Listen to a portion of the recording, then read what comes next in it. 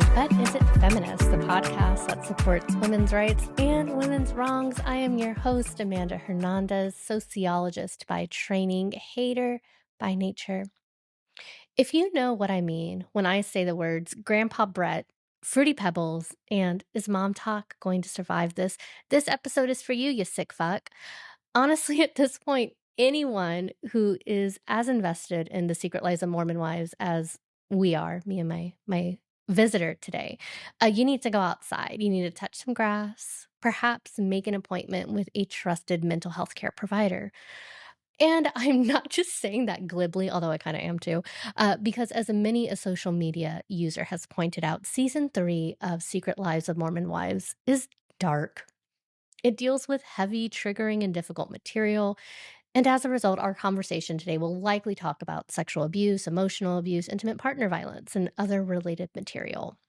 It is a reality TV show after all, and I think more so than other reality TV I've seen in recent memory, this season is simultaneously self-aware and not so self-aware, especially around a lot of these topics.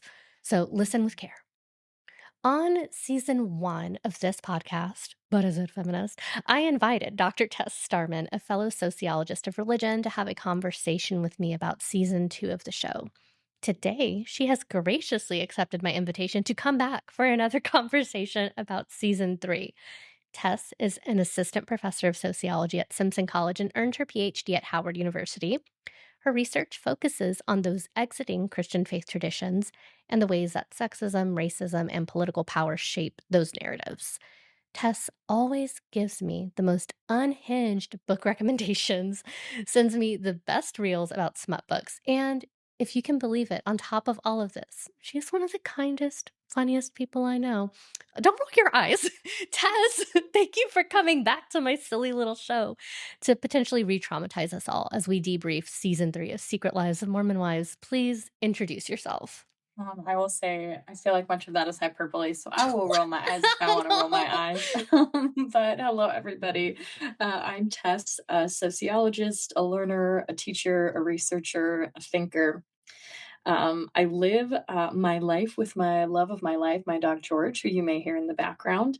And I learned recently, I also live with a near literal library, getting close to owning an actual literal library, which is 1,000 books. So, Like physical 1,000 books? Physical 1,000 books, yeah. Yeah, that's not ebook count, just as an FYI. yeah, no, we're well past library when it comes to ebooks. I would say overall, I'm just fascinated by people, their behavior, their choices, and especially their resiliency in the context of institutionalized power and inequality. And I am very excited to be back with you on the show. Yeah, thank you. Yeah, we need your resiliency perspective talking about this. So as listeners will know, I ask the same question at the beginning of everybody who comes, but you've already answered the question on season 1, where I ask everybody how they define feminism, how they come to think of themselves as feminist. So I'm going to ask you a slightly different question this time. And if you're just dying to know how Tess answered the first time, go back and listen to that episode. So what I want to ask you this time is perhaps a little bit sillier, but what do you think is the funniest insult that people launch at feminists? So, like, for example, my favorite, like, I literally have it framed in my office, is the Pat Robertson quote where he says, "Feminism is a socialist, anti-family political movement that encourages women to leave their husbands, kill their children, practice witchcraft, destroy capitalism, and become lesbians." It just gets me every time. I love it. So good. That's so good. Yeah. It's one of my favorites. I would say, I was trying to think of others that sort of meet that Pat Robertson level, and one came to mind from Phyllis Schlafly, right? Who was, for those of you listening who may not know, which I don't know if you're listening to this, if you would not know, but she was like this major conservative sort of family movement activist that specifically really protested the ERA, the Equal Rights Amendment. And she has a lot of really, really good quotes about feminists. But specifically one that I really like that she says is, quote, "Men should stop treating feminists like ladies, but should treat them like the men they say they want to be." And I'm like, Phyllis. yes, please, actually. That's kind of the whole point, Phyllis. So anyway, I was like, it's a little bit the logic just doesn't quite logic most of the time with people talking about feminism. That's so cute. I love that. So I want to start us with the piece of the show that initially drew us both into wanting to watch it in the first place, Mhm. religion, right? We're both sociologists of religion, and we both like reality TV, so when this show came out, we were both immediately locked in. So Secret Lives of Mormon Wives sort of rises in popularity because of the swinging scandal, right? So, Taylor posts this TikTok talking about how her and the other moms of Mom Talk were swinging, and so this is how they blow up, right? So the idea was, oh my God, this is so scandalous. A bunch of conventionally attractive, stay at home young Mormon wives are swinging, which, like, what else are they going to do in Utah? But it was scandalous because it rubs against the public image of LDS members or Mormons as sexually conservative, which largely they are. And many of these women already had really high profile social media presences on Instagram and TikTok. So the transition to reality shows tailor-made, essentially. No pun intended. Um, so the last time that we had a conversation, we were talking about season 2 of the show, and we were talking about how compared to season 1, there wasn't really a lot of discussion about religion, which is surprising since the show's premised on the idea that Mormons' wives' lives are secret and different. And I'd argue in season 3, we are really seeing that their religious lives aren't that different than many people's, regardless of faith tradition. So a pattern I noticed while watching, and the only like the times that faith came up at all was when one, cast members were discussing a fraught or complicated relationship with their faith that ultimately led to their exit from LDS, or Mhm. two, when those same folks who maybe felt a little bit complicated and had left or maybe were still in talk about individualized faith practices such as prayer. Like notably prayer comes up a lot. And when I say a lot, I mean like 3 times, which is a lot for of religion in a show about Mormon wives, or, like, the baby blessing that they weren't able to have in an official church space, so they had this kind of, Mhm. like, ancillary church blessing, um, so as someone who specifically studies the phenomenon of religious exiting and the narratives, the stories that people tell about why they chose to leave a faith tradition, are the women and I guess the dads, we can talk about the men too, I guess. Um, are the folks on the show showing a similar or different, path or pattern from what you've seen in your research? Um, I think both. There's a lot of similarities, but there's also some divergences here that are different. I feel like one of the things that really struck me, particularly when it comes to my research, is that there was this conversation a little bit later on that Jen actually had with her Dancing with the Stars Pro. This is like later Mm, on in the season. And specifically, she's talking about how she's been having this crisis of faith. She's questioning teachings. And her pro's name is Ezra. And he talked about how he left the church because he is gay and there wouldn't be a place in the church for him. And his family didn't support yeah. what they saw as a decision on his part to be gay. And that is a strikingly similar narrative to a lot of my research of people having personal experiences with sort of socio-political realities that are contrary to the perception of church teachings, which lead them to make the decision either because of their own life and their own identities or because of people close to them that they feel the church is harming because of those things. Certainly, that aligns with a lot of my research. Jen's note of a crisis of faith, questioning the teachings, is always going to be a part of that, and usually brought on by some external circumstance of Mm, I met someone who, or I had this experience that, and you can fill in the blank.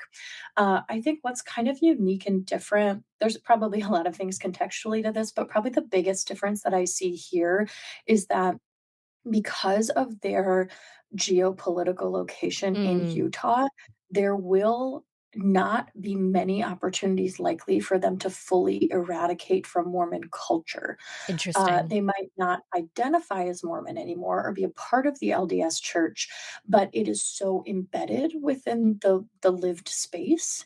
and the built space Yeah, in yeah. Utah, that there will not be probably a time in which they're fully able to sort of eradicate Mormonism from their lives in its entirety. Yeah. And there are some people within, and I specifically, I've interviewed a few former LDS members, but primarily have interviewed former evangelical Christians. And there is, while evangelical Christianity certainly is widespread in some places in the US, there are other places it isn't. Yeah. And so when someone leaves, they have the ability to sort of fully divorce themselves from their former religious life in a way, perhaps not relationally, but sometimes Mm. those relationships are not kept in that transition out of religion. And I don't know that many of the Mormon wives, I mean, they're literally being paid on a show that identifies a Yeah. religious undercurrent. So I don't know that there's ever a possibility in the future, even if they have left the church, to fully leave the religiously motivated and embedded culture that sort of comes with it. Yeah, that's a really interesting point about the uniqueness of the physical the physical space they're in. Yeah. You'll have to remind me, in your research, did you talk with people who, once they left their, faith tradition, still retained like, the individual practices like Mhm. prayer or, like, meditation or things like that? Yeah, yeah, absolutely. So, sort of my wheelhouse is anyone who no longer identifies as a Christian. Mhm. So, some of the people that I interviewed um, had made a pivot to progressive Christianity or more liberal forms of Christianity, queer affirming Christianity, but ultimately made the decision to leave the religion entirely. So I want to qualify that because I feel Mm. like some people are like, but there are really progressive spaces in Christianity. There are pockets, and Yeah. they're becoming more and more threatened because of the Yeah. conservative movement of Christianity. But specifically, when I asked people, I asked a lot of people where they're at now, and some people noted that they engaged in some practices, but a lot of people landed in a space of what I've termed this passive agnosticism. Hmm. And so they don't move fully to there is no God of like a formal atheism, because a lot of people sort of talked about that as feeling equally reductionistic to a Christianity that says Jesus is the way, the truth, and the life, and the only way to heaven. And they felt like saying there is no God at all is sort of, yeah, Mm. Yeah, equally yeah. or similarly narrow Yeah. in scope. And so leaving it open, but why I qualify it with a passive agnosticism is a lot of people sort of came to the point of like, there might be something out there, but I'm like burnt out. Like, I'm not Mm. willing to engage in learning about it. And so that did look like most people I talked to didn't really have a spiritual or religious practice in Yeah. life or practices. Some people certainly did. Some people were open to it. Several people identified as sort of spiritual but not religious now. Yeah. But the vast majority of people landed in sort of this gray area of like agnostic, but like not willing to do anything about exploring broader questions of divinity. Yeah. And that's so interesting because obviously they don't talk about religion a lot, but just based off the tone and when they do, Mhm. religious burnout sounds Yeah, exactly like what yeah. a lot of them seem to be experiencing. Yeah, which a lot of people at this point are there, right? Yeah. Not just on this show, not just in the people that I talk to, but that sort of reality of what religion has become in the US, specifically monotheistic, specifically Christian origin religions in the US have just sort of led to this sort of assumption that you act a certain way, you do certain things, and if you're not 100% all in every aspect of your life, then it must not be Mm. authentic. And Yeah. that's concerning, but that's the state of where we're at. I just had an And yeah. aha moment. Like, Mhm. so we're recording on January 4th. And, every year, like the few days before the new year, I like journal, right? I'm like, Yeah. what do I want my intentions for the new year to be? and Mhm. one of the things that I know I struggle with a lot, just on an individual level, is all or nothing thinking. And so I'm Mm. listening to, I was like, did I is the origin of my all or nothing thinking a conservative religious upbringing? Uh-oh. Yeah. Yeah. I mean, in many ways it is. Yeah. Lives are separated into good and evil, sacred and secular. Like this binary is like an appeal to authority. Wow. which is very religiously coded. So Yeah. absolutely, I would say that probably a lot of that was socialized into you from religion. Okay, Yes. I felt like I hit a breakthrough too because I was like, "Yeah, I have a label for it, it's not all or nothing. I can do small, consistent movements for things I want in my life." And now I can also be like, "And fuck fuck that." Can add a little And spite to it on yeah, top. and it's an act of resistance. Thank you, Yeah, Tess, yeah. yeah, Yeah, look at that. with you. She just gave me a fist over the Zoom. Absolutely, absolutely, Okay, absolutely. um, Back to Secret Lives. back to Secret Lives. So there are several storylines, happening this season, um, but it seems like the big one centers on Jesse kissing another man from another reality TV show, Marciano of Vanderpump Rules, which I've watched, like, one episode of Vanderpump Villa at some point. Mhm. Um, so this kiss allegedly happens while she's separated from her husband, and the storyline evolves over the course of the season that seems to focus on Demi's meddling in this dynamic for some undetermined reason, um, allegedly ranging from reality TV just shit stirring to covering up for her own extramarital activity, which ultimately leads to this deflection of her involvement, Demi's involvement with Marciano, by saying she was sexually assaulted by him. My understanding of this assault would be unwanted touching in the form of a grope as described by Demi. And this all blows up spectacularly on the show in really uncomfortable ways. Jordan, who's Jesse's husband, his behavior on this season literally made me sick to my stomach. Just wow. Um, So the show dives headfirst, I think, into this whole false allegation territory, which was also very surprising to me as someone who often teaches about this sort of thing and has to constantly combat these narratives of like the false allegations that many people have. I want to save discussion for Jordan's behavior when we turn to talk about the equally personally triggering Jace. But what do you think about the way the show handled the incredibly difficult topic of the false allegation? Yeah, I know. I I don't think it needs to be said, but I'm gonna say it anyway because of the context we're in. Overwhelmingly, Mhm. research shows that women do not lie. Yep. Like, women do not lie, women do not falsely accuse. Like, there is so much more risk for a woman to come forward about Yes. sexual assault than there is any sort of gains Yeah. that come from it, right? So, overwhelmingly, women do not lie.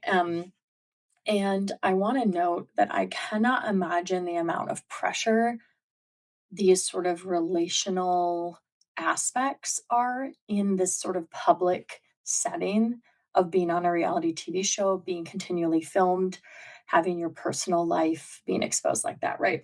And that doesn't necessarily mean let's be empathetic. They chose this, they're making money off of it, right? But Yeah. like there's a different kind of like having to manage actions and manage Mm. blowback from actions in a way that we could never relate to. I think I want to answer this very difficult question and topic by calling back to two other instances, one from this season and one from a previous season, about how we are in a context of relational and sexual conservatism. Mm. And so the definitions look really different. Mm. And a good example of that previously was the definition of swinging. Yep, yep, yep. When we actually got into what Huh. Taylor meant by she said everyone was swinging, what she meant was everyone was soft swinging. Everyone was engaging in partnered sex in a group setting, Yeah. but not group sex because Mhm. there wasn't the interaction Yeah. between partners. Tess said, And "Let me just so define what we what we mean here." yeah, yeah, right, like but I think it's really important to sort of frame Hmm. the Mhm. question of was the sexual assault, right? Because the definitions mean something very Interesting. differently than I feel like what the vast majority of people mean by these definitions. I think Yes. another really good example of was what happened between Demi and Marcia, or between Jesse and Marciano, an affair. Mhm, mhm. 'Cause they came out Yes. swinging, calling it an affair. Yeah, me and Anthony both were like, they smooched and sent Yeah, some when they were sex separated, and yes, there was some sort of separated. emotional, but for a lot of people's definitions, that wouldn't be considered an affair. Interesting. Emotional affair perhaps, but when we mean the term affair not qualified by the term emotion, Mm, mhm. usually we mean actual sexual activity, Yeah. and that did not happen, right? As far Allegedly. as allegedly, The as lie far as detector was the lie inconclusive. detector was conclusive, the texts proved something, Marciano back on his story, we don't even know. It was such a plot point That that man gives had me no the clarity. ick. Yeah, yeah, yeah. So those are 2 good examples Yeah. of that, and then I wanna draw us back to last season. I think it was the Halloween party, right? Mm. Where Chase tapped Demi Yes, yes, on, yes. like, the hip, right? Mhm. And she went and went up to Grandpa Brett, and went, Grandpa. "Hey, buddy, grandpa, Grandpa. this is what happened," and he went guns blazing That's right, I out, remember that. right? Mhm. For, like, a friendly, it wasn't even, like, it wasn't really even on her butt, I believe it was, like, on her hip, Yeah. right? Like, still like a, yeah, right? But, like, most people would not react in that way, and we kinda joked, I think, on the podcast that it felt like foreplay, Yeah. like, for them, like, whatever, like, this kind of bleeding into, like, Brett's masculinity of, Blech. like, having to protect his damsel in distress, whatever. Um, but I think I wanna frame this, Hmm. right, with, like, what you said in the beginning, and what Demi shared of there was unwanted touch, is a grope that she didn't feel very comfortable. And so I think we need to reframe, as people who aren't in this community, Hmm. what we think about when we think about those terms, right? Because perhaps that truly is what they believe and what they mean assault to be. Okay. So that's sort of one part of this. Yeah. Another part of this is we have multiple women who have dealt with years of sexual abuse Yeah. and very clearly fit into our normative definition of that. And I was personally most uncomfortable not with Demi labeling it sexual assault, but comparing her experience to the Yeah. experience of children who were groomed and assaulted repeatedly and experienced sexual abuse. Yeah. And that, I think, was the uncomfortable part for me, especially. Like, we can debate ad nauseum whether or not what happened we would call assault. And I don't ever want to negate someone's lived experience of that. Do I think there might be something of trying to save face? Probably. But also, Yeah. the part that I really want to ensure we're clear about is abuse versus assault, is repeated experiences, these sorts of things that I think should not allow, like, we should not be saying what happened to Demi, or Demi should not be saying what happened to her was the same as Michaela and Macy experienced. Yeah. Yeah. I really appreciate your perspective on this because I really struggled while watching. Um, and even like in, I write our outline, I send it to you. And I kind of wrote in the notes, like, we can talk about this however you want. Because for me, it's difficult. And I personally was just like, I don't even know how to approach this. Yeah. Um, so I really appreciate your perspective of like putting it into a broader context and reminding us, right? Like that conservative context wherein sexual assault might mean something different. Um, and I do agree with the last point you made too, and they talk about it in the reunion of like these strange false equivalencies. Um, Mhm. that aren't so equivalent. Yeah. And there was one other thing I pointed out that Mm, I feel like, or that I wrote in my notes, sort of thinking about this question, that I think is important, is at first, there was the immediate tendency socialized into me to say, why didn't she extricate herself from that, right? Which is like a, it leads itself to potentially victim blaming. And so then I said, okay, how can I think about that differently? She was in mm, at Vanderpump Villa, right? Surrounded by producers, surrounded by crew, surrounded by a bunch of other women from Secret Lives of Mormon Wives. At minimum, if she was giving off signals that she was uncomfortable with this unwanted touch, which overwhelmingly women do when that happens, like, somebody would have stepped in. Yeah. Like, somebody would have shown up, and, we saw some of that footage. Lisa Vanderpump went online and said that footage is available. She has all the footage from the Vanderpump villa, and there was a lot of, like, leaning in and giggling and doing all these things that, like, if I was witnessing that as a friend of hers, like, I'd be like, "Oh my gosh, that's weird, she's married," right? But, like, also I wouldn't it wouldn't look like I would need to intervene, Yeah, right? I hear what you're saying because 'cause I'm trying to imagine myself, like, if I'm in that scenario with, like, you and a few other people we hang out with, right? Mhm, I feel like I've been around you enough. I know your personality and demeanor enough that I feel like I would be able to tell, like, Tessa's flirting and having a good time, you nasty girl. Or or like, oh, she look a little uncomfy. Let me mhm. go intervene. Yeah, Hmm. yeah, Yeah.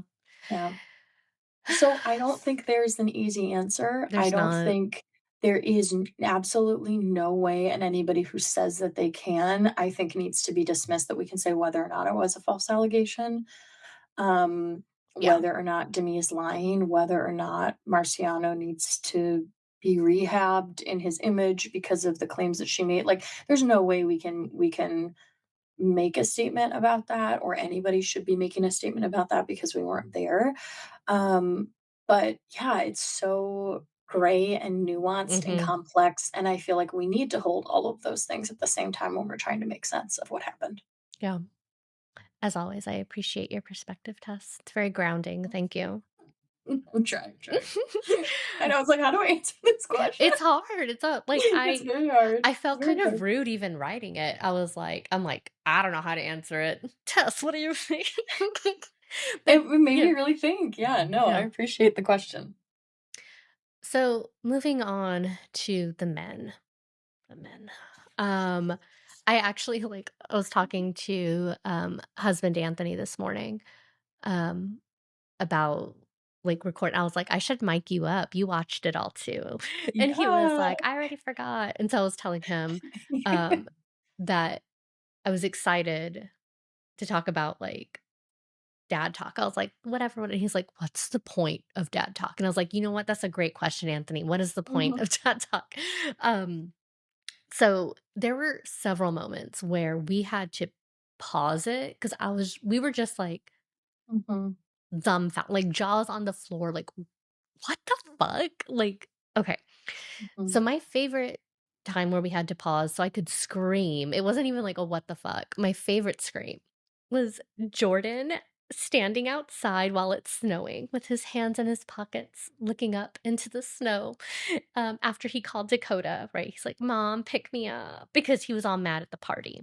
mhm, Um, but then angry yelling at him for mhm. essentially verbally abusing Jesse. I forget Yes. exactly what he phrased, or how he phrased it, but he was like, "I do this because I act like this because you make me act like this," or something like that, Mhm. right? Um, so you've got him, Yeah. and then He said, quote, "This is exactly why I treat you the way I do." oh my god, Mhm. even Because you now act like with this. Yep. you, one of my safe Mhm. people saying those words to me, my stomach just Yeah, like what out yeah. my butthole, like what the fuck? Mhm, Okay, mhm. okay, so there's this man, and then there's Mhm, Jace. mhm, Literally every time his face popped up on my screen, I wanted I wanted to hit it. There's mhm. something very sinister to me about a man who plays nice. Something very sinister to me about a man who says he's a nice guy, and that's like his brand. Capital N, Yep, capital G, nice guy. yep. I don't like it. Um, so just like the whole Jace thing feels to me emotionally very much the way I felt about the Demi thing. Which is Mhm, even as someone who self-professedly doesn't mind a difficult conversation, a hard conversation, I'm like, "I don't even wanna touch that." You know? I was scrolling, through Reddit. I used to scroll through Twitter while I watched my favorite shows, but now I don't. Twitter doesn't exist, so now I go on mhm, Reddit and, like, scroll through while I'm watching my shows, and so I was on the Secret Lives of Mormon Wives Reddit, mhm.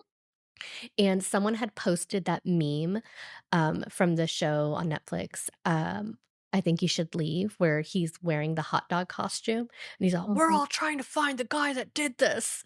But they posted that meme in response to Jace wanting to know more about, like, how to navigate Michaela's trauma. Of course, the Mhm. joke being like, "Bud, you're the one who did Yeah. this. You were 21, she was 16, like a literal child, and Mhm. has talked about, like, her abuse lasting until she was 15, right? That's that's a lot. So, Mhm. there's just so many things happening with the men this season, Mhm. and it was notable, not only because they're all doo-doos, um, but they had drastically increased screen time this season. Yeah. Mhm. Including an entire solo segment at the reunion. Yes. Just the men. Yep. They said, "Get the wives off the show of the Secret Lives of Not Mormon Wives show." And so, I'm trying to make sense of, like, okay, why did they have increased screen time? Did they think this was gonna help them in some, because it did not do them any favors to be on that. They needed to keep their mouth shut. Um, and I guess this relates back to what we were already talking about, but, like, production essentially hands us abuse on a platter from Mhm. so many different people in this show, specifically men, on camera or not on camera. They hand us abuse on a platter with no commentary. Other Mhm. than, for the most part, these men's wives and partners being like, "It's fine. This is normal." Um, Mhm. there's some abuse that gets called out as, like, the like, childhood sexual abuse or, intimate partner violence that happened, Mhm. previously, but all of the abuse that's, like, currently happening Yeah. is not labeled as such. I don't know. There's a lot happening with the Yeah. men. Yes, I think and I'm really, really glad people picked on it, excuse me, this season. I made a comment in the last podcast recording about this, and I have brought this up since the first episode about the age gap between Jace Yep. and Michaela Yeah. and when they met and how that meant she was 16, right? And he's 21. And it's been a huge thing for me since the beginning. I've never been a fan of them for very obvious reasons, never been a fan of him. But I think you pointed this out, and I want to reiterate it. He's a really, really good example of saying what he thinks needs to Mhm. say to be seen as the good guy, Yep. and then all of his actions, it's a tantrum when he doesn't get his The way. pouting in the what where In the were hot tub, they? This yep. was In it was this the the, stagecoach thing or something I else? think it was when they were at the stagecoach. I was like, "Are Yeah, you really yep. gonna pout about It not getting sex?" It Like, it reminded me from your wife who is actively going through therapy to uncover her sexual and has, like, abuse, right? well-documented chronic, like, Yeah, physical health health shit. physical health conditions. Yep, yep. It was giving the energy of Edmund from last season of Love Is Blind. Oh my Did you god. watch the last season when he was Yes. sitting in the bed with Calabria crying about he's like, "I'm just such a nice guy, so I never get sex." What? Like, because she wanted to wait the Uh-huh. 2 weeks for their wedding to have sex with him. Right, like, that's You're the energy so he was giving, right. right? Wow. When he was literally and emotionally but I'm he shut entitled down to and this said, sex because I am such a nice guy. "I'm such a nice guy, so I am entitled to sex with you." And I think that is a huge, huge, huge thing that I noted throughout the show that I think is really, really important to note, and specifically makes me even think of that Pat Robertson quote about, like, wanna get rid of sex, wanna become lesbians, because sex in a patriarchal society is always associated with power. Yeah. Right? And religion cements that even further, right? Being a Yep. patriarchal system, being a purity power based sexual ethic. Whenever I talk about purity culture, I always call it a purity power based Mm, sexual ethic because we cannot divorce what is happening in sexual teaching, sexual realities, and religious spaces from power. We can't do that anywhere, right? I yeah. happen to study it in the context of religion. And so, this sort of reality with Jace and Michaela, number one, the fact that there is power inequality in the fact that she was 16, fresh out of a long standing Yeah. relationship of sexual abuse, um, into another form of sexual abuse, right? We think that she had any sort of power in that relationship. Do you think when she was knocked up there was Yeah. anything else that she would have been forced to do by her parents other than marry him. There's a lot going on here. And so now that she is in the space and has the resources and to like heal from this, from her initial abuse, right? The fact that I am very unsurprised that this is how a partner in that sort of setting would respond to this because he Yeah. was never there for her health. He was never there for her well-being, right? Mm. There and Yeah. so I think that's yeah, it is he cosplays a nice guy, Yep. but he's not getting what he wants out of the relationship, um, i.e. sex, right? Yeah. Yeah. And helping her heal. He's gonna say he wants to help her heal. He's gonna say he wants that, but if it's not happening on the timeline that he wants it, so he gets what he believes he deserves or needs out of that space, um, yeah, it's just such a good example of the relationship between sex and power. And I would love for an update to see there perhaps being a I split saw happening there. a TikTok yesterday where it was like 2026 predictions Mhm. for the people on this show, and that was one of them. And here's where, We'll see. like, okay, I'm glad we've at least grown from season 2 to season 3 of seeing ketamine therapy as therapy, and we're actually going to talk therapy, Mhm. um, but instead of ketamine therapy for our issues, but, I am a little bit concerned and was a little bit wary of professionals in that kind of intensive emotional setting being willing to record, um and so I would hope that a therapist, counselor, whoever she's seen that is helping her identify and grapple with the abuse of childhood would help lead her to the connection to the fact that her current relationship it had its genesis in abuse and continues to be abusive. But I don't know that I have a ton of hope for that. Yeah. Okay, next though we need to talk about I Jordan. was just gonna say, I know we need to. So, you go off. We Go off, we queen. need to talk about Jordan. Okay, first off, I wanna talk about his head. No, I'm kidding. I mean, yeah, yeah. That's so mean of me.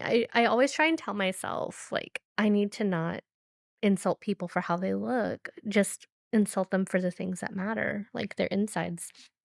But I do wanna insult his head. I just want that on the record. On the record. Mhm. No, I appreciate that. Yeah. Appreciate that. No, there's a lot that is really concerning about their relationship given what we witnessed. Like the fact that this was witnessed and recorded and he was willing to say the things that he said. I cannot imagine what happens behind closed doors. Yep.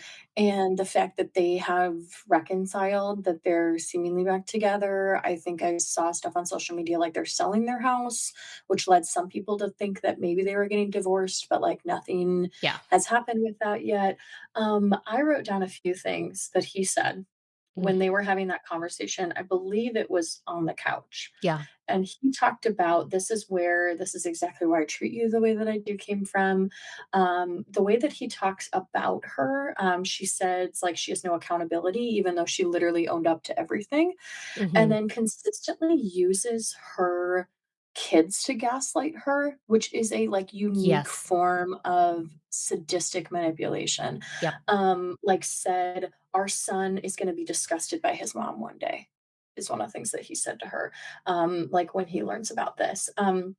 He consistently Mm. in that setting, and then when he invited them over for the barbecue, Oh to the my house and she god. was not invited, said quite a few things about how he was the only one working to save their marriage, Yeah. which that's not at all the data that I saw. Like, all of the evidence pointed to the contrary. Like, Yeah. she was as in couples therapy as he was. She's owned up to all of her mistakes.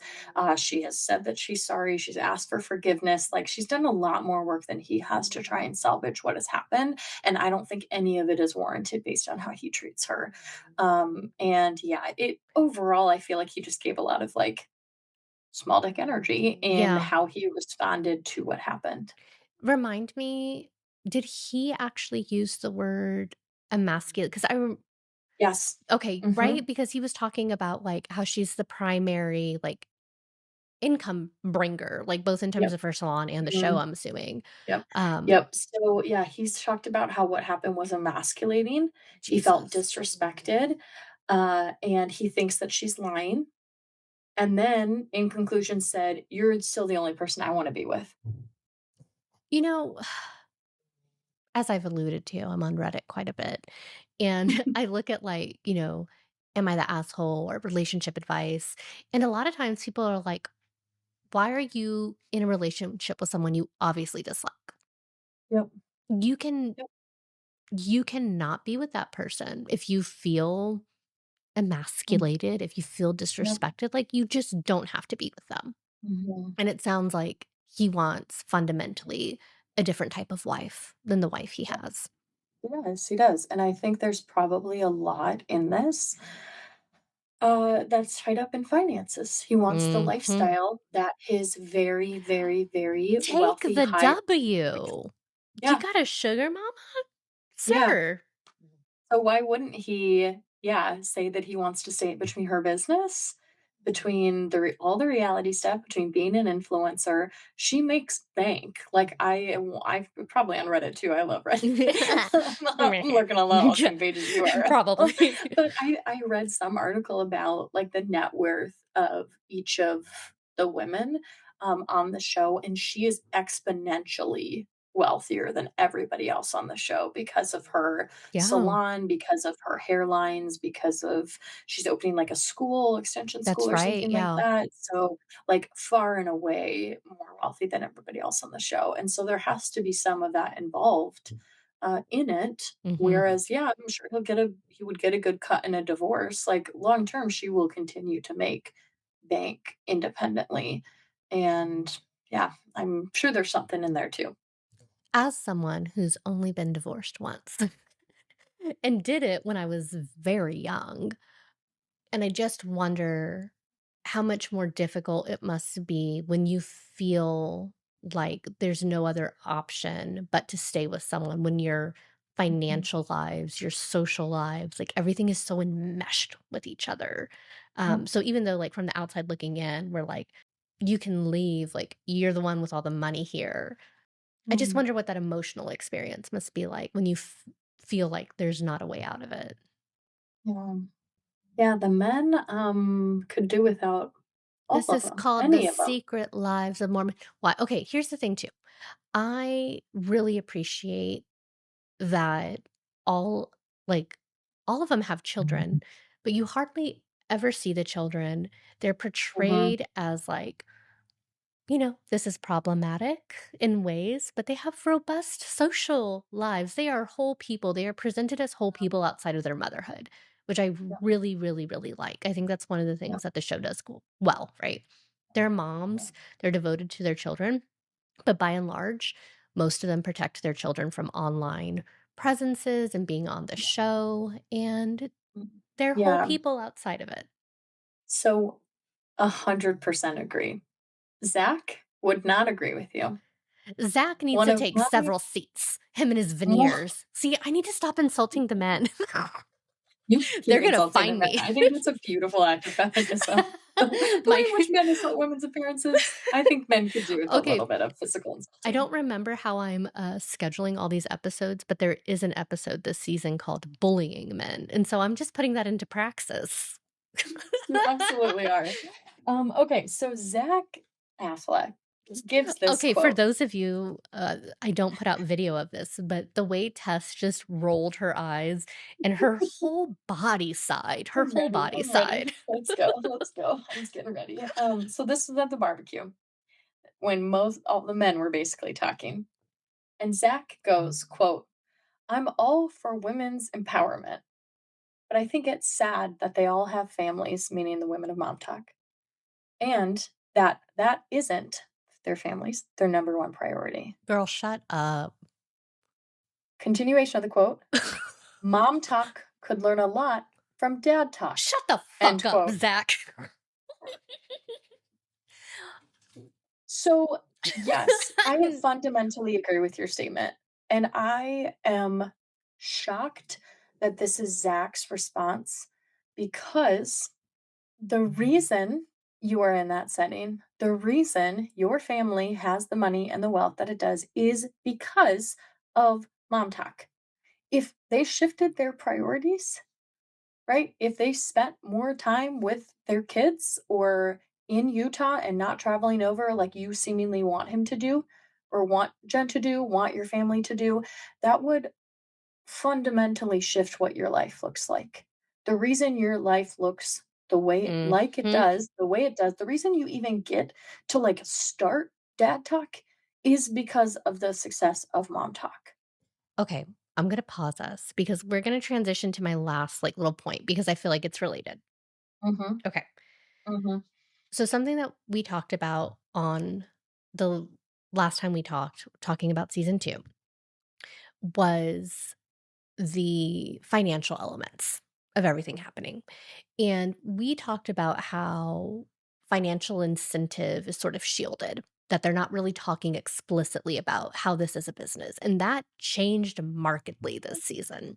Yep. Um, there is a lot more self-awareness displayed in season 3 about mom talk as a business, and that is spearheaded specifically by Whitney, by and large, from straight up saying she's here so she can do Dancing with the Stars, which is a whole other conversation, to her showing up to the Stagecoach house being like, "I'm here to film my content, I have these many brands that need it, that's what I'm here for." Mhm.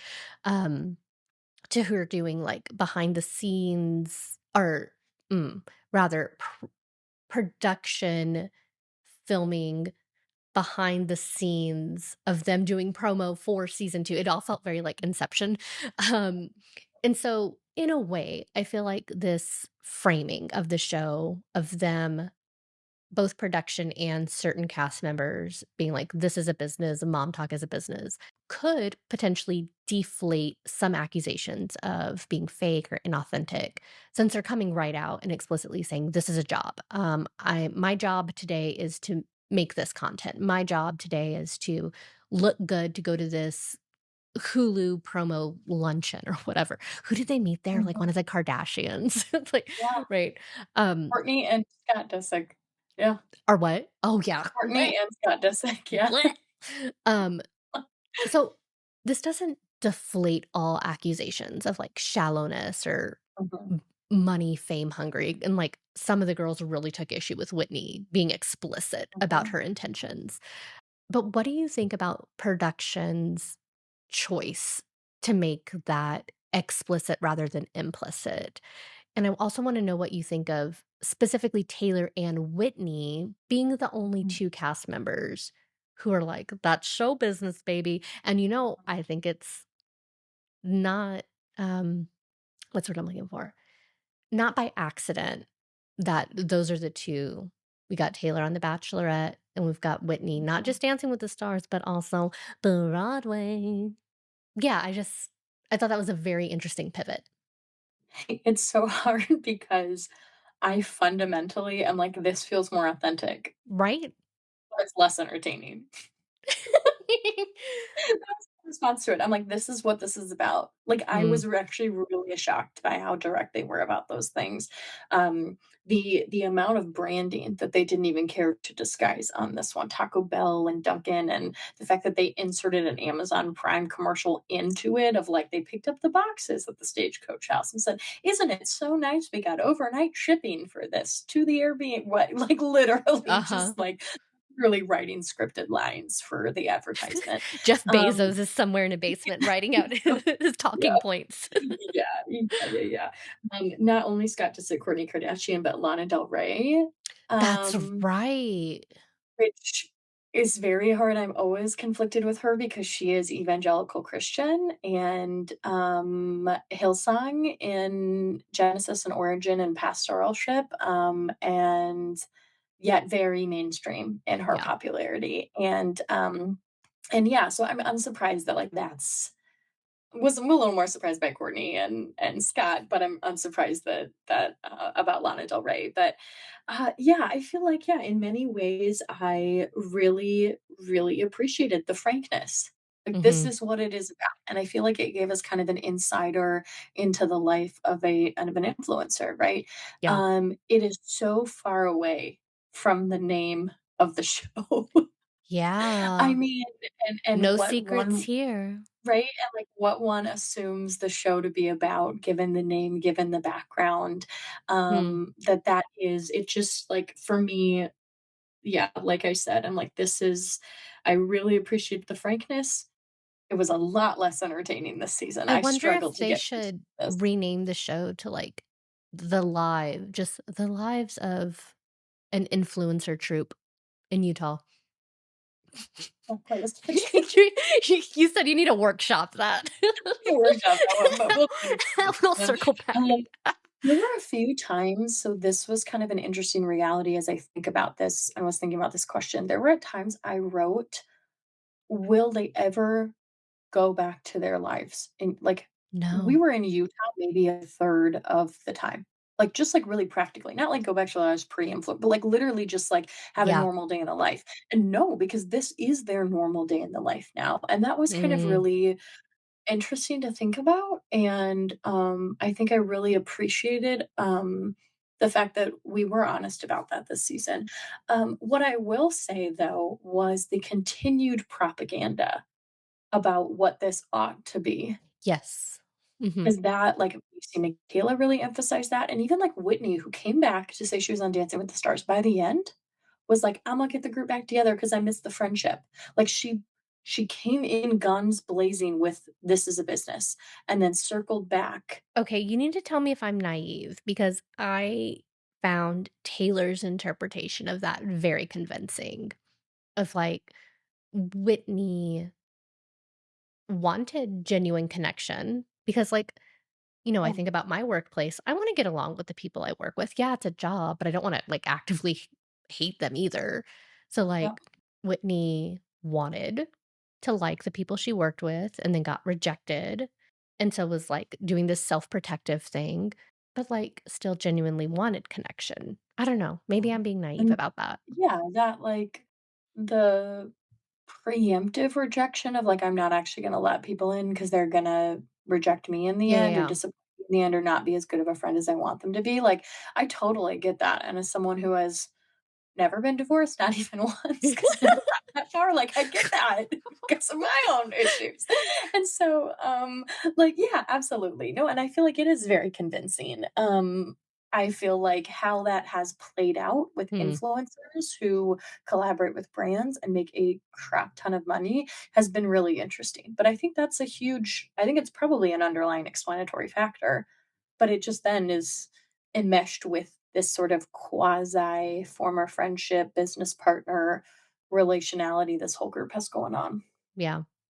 I wonder about we see these relationships, quote unquote friendships, however we want to think about their dynamics with one another. But then, of course, as established previously, I follow most of them on social media, and especially both Whitney, Taylor, and I think Macy's another one I've seen this sort of content where they're interacting with their staff. So, like, either Yep. producers they're currently working with or, like, their assistant or something, and I'm like, "I wonder what those Yeah. dynamics look like," because at least from social media posts, they look chummy buddy buddy. Like, this is someone that I talk to, like, they're helping me with my spray tan, they're helping me pick up my Taco Bell and swig, like, Yeah. these are my buddies too. Like, I wonder about Mhm. that. Yeah. Yeah, there's a lot of people that make this happen, Mhm. right? And, yeah, it would be very interesting to It's get like that a inside Russian perspective. nesting doll of content Mhm. creation, because like, Mhm. even their assistants are making content about it. Yeah. I know, that's what I got, like, a suggested reel on Instagram that was Macy's personal assistant. Yeah. And she was like, "I'm a personal assistant for Secret Lives of More," and I was like, "Wait, what?" And I'm, like, just It's an watching and ecosystem, yeah. and Yeah, here yeah, we yeah. are also making content about it. It's an MLM, and we're a part And of it. ML we got suckered in. We got suckered into it. Um, Oh my okay. god. So there are obviously, like, just so many things we can talk about, and I wanna keep going, but I'm also mindful of, like, this cannot go on forever. This Um, cannot be longer than the season, our yes. debrief of the season. Um, but Mhm. I do have a short list of 3 bullet points that didn't make the cut for me to, like, we need to spend time talking about it, but I just, like, I do need to let them leave my body, otherwise I'll explode. So, please feel free to elaborate, respond. Bullet point 1, the noise. Do you know what noise I'm talking about when I say the noise? I don't know that I do. No? Okay, it drove me batty. At the end of, like, when there would normally be a commercial break, right? It's like if Yeah. you have ads on Hulu or whatever. At the end of the segment, there would be a noise that went, "Boom." Yes. Yes, right?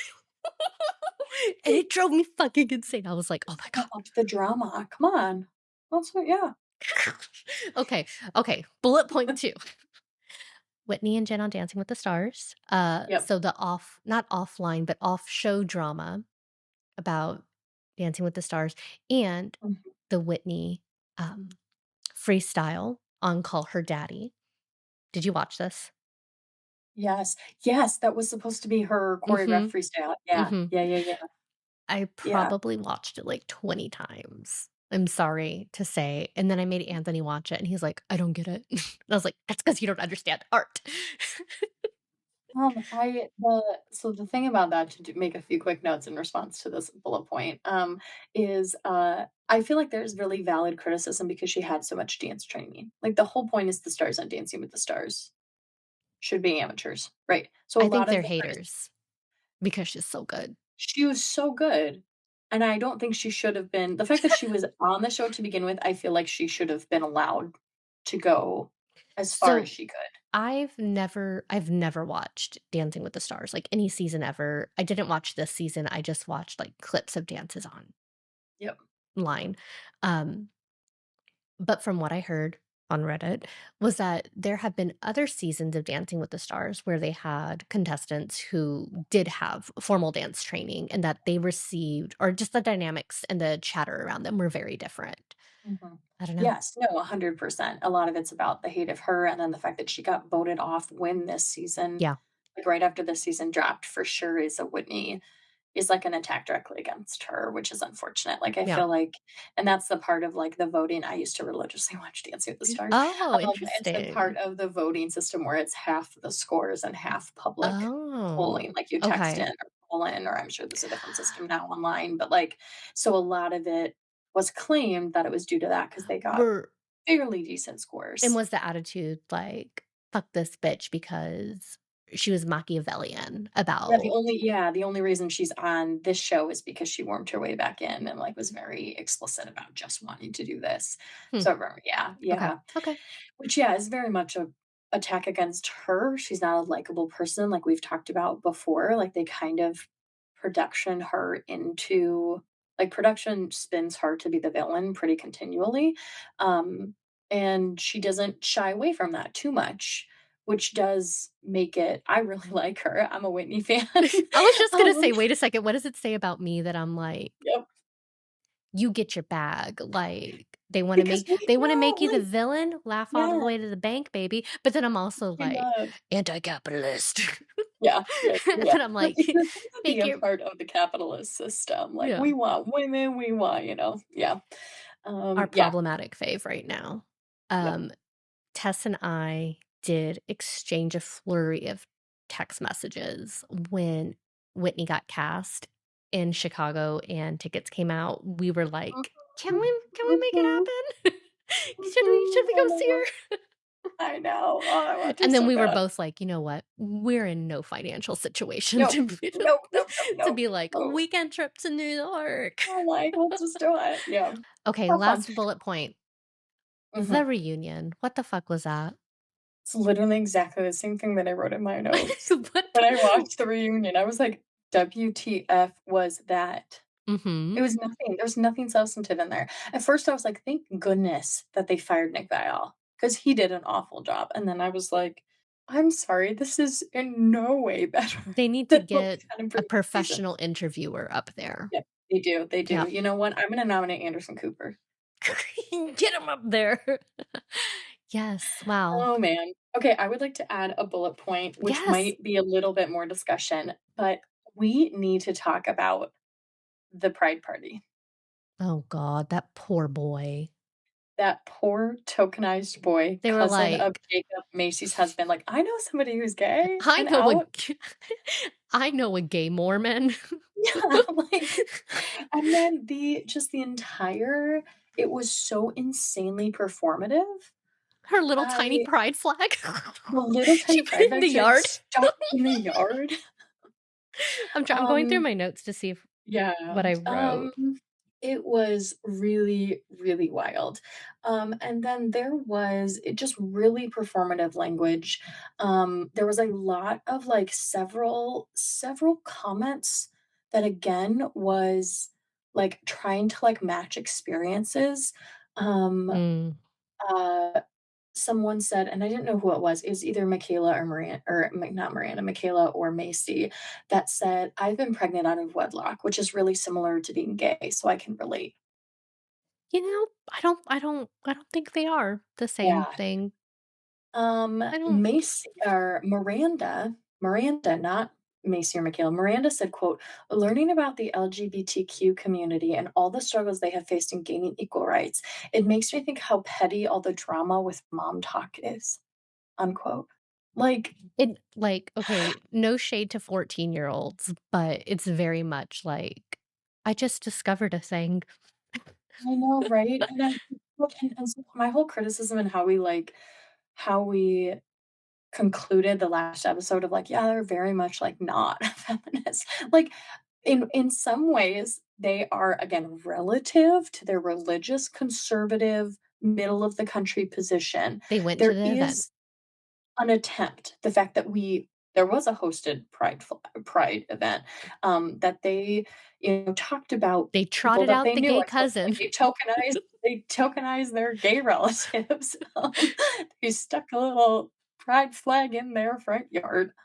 You know, as it's all incredibly performative, incredibly frustrating, potentially more harmful than good, right? But Yeah, they're attempting to push the needle on things because that is incredibly contrary to LDS teaching, yeah, right? So, doesn't say anything good about the way they approached that, but it was really, really wild. And but at the same time, like, to your earlier question about sort of religious exiting, like, that is a yeah. huge reason why a ton of my participants, the most commonly cited reason ex-Christians say they leave Christianity is because of Christianity's attitudes towards the queer community and its theological stances of being non-affirming and anti-LGBTQ plus.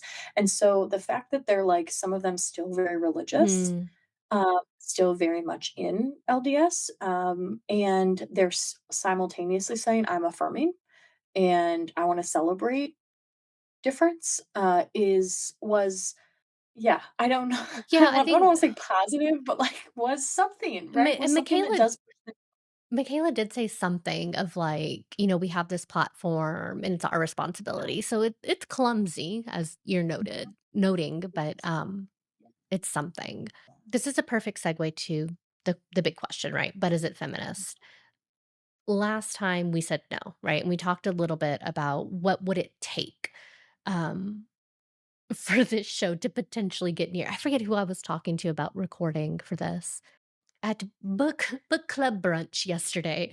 I was like, "I'm recording tomorrow," and they're like, "You already did Secret Lives of Mormon Wives." I was like, "Well, there was another season." They're like, "So is it feminist this season?" I was like, "No, no." um, so you've already kind of pointed out the conversations, however rudimentary, around sexual orientation they're attempting to have. But did the women or men of mom or dad talk, make any movement towards being feminist this season? Nope. You heard it here Um, first. It's nope, with a heavy pop on the P.